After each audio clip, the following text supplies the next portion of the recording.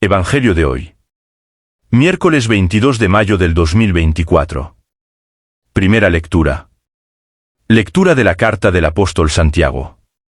Capítulo 4, versículos del 13 al 17. Vosotros decís, mañana o pasado iremos a esa ciudad y pasaremos allí el año negociando y ganando dinero. Y ni siquiera sabéis qué pasará mañana. Pues, ¿qué es vuestra vida? Una nube que aparece un momento y enseguida desaparece. Debéis decir así, si el Señor lo quiere y vivimos, haremos esto o lo otro. En vez de eso, no paráis de hacer grandes proyectos, fanfarroneando, y toda jactancia de ese estilo es mala cosa. Al fin y al cabo, quien conoce el bien que debe hacer y no lo hace es culpable. Palabra de Dios. Salmo responsorial. Dichosos los pobres en el espíritu, porque de ellos es el reino de los cielos. Oíd esto, todas las naciones, escuchadlo, habitantes del orbe, plebeyos y nobles, ricos y pobres. Dichosos los pobres en el espíritu, porque de ellos es el reino de los cielos. ¿Por qué habré de temer los días aciagos, cuando me cerquen y acechen los malvados, que confían en su opulencia y se jactan de sus inmensas riquezas?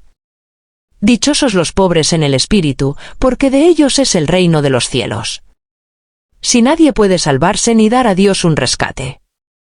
Es tan caro el rescate de la vida, que nunca les bastará para vivir perpetuamente sin bajar a la fosa.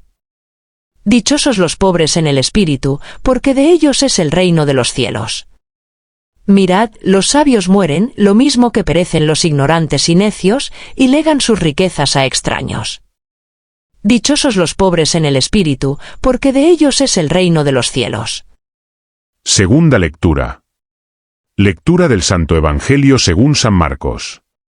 Capítulo 9, versículos del 38 al 40.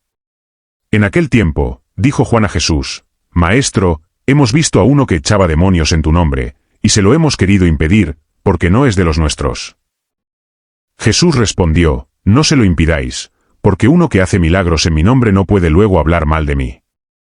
El que no está contra nosotros está a favor nuestro. Palabra del Señor.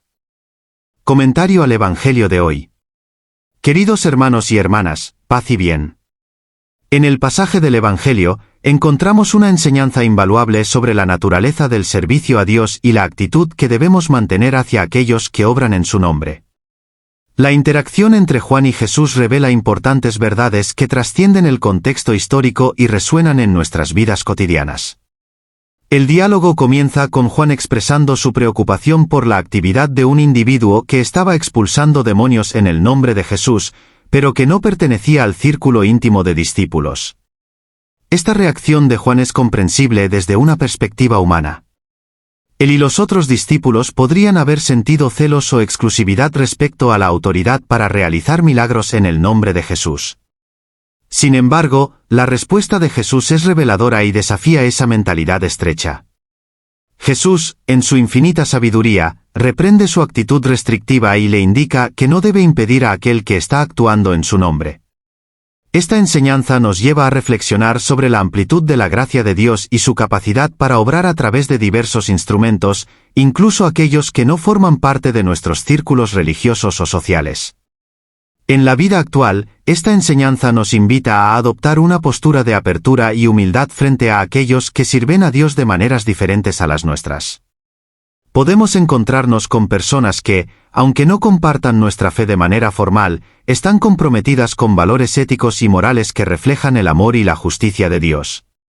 En lugar de desacreditar sus esfuerzos o cuestionar su legitimidad, debemos reconocer y apreciar el bien que hacen en el mundo.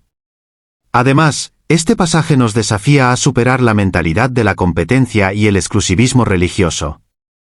Demuestra que el reino de Dios trasciende las fronteras humanas y no puede ser encapsulado por nuestras limitadas percepciones y estructuras.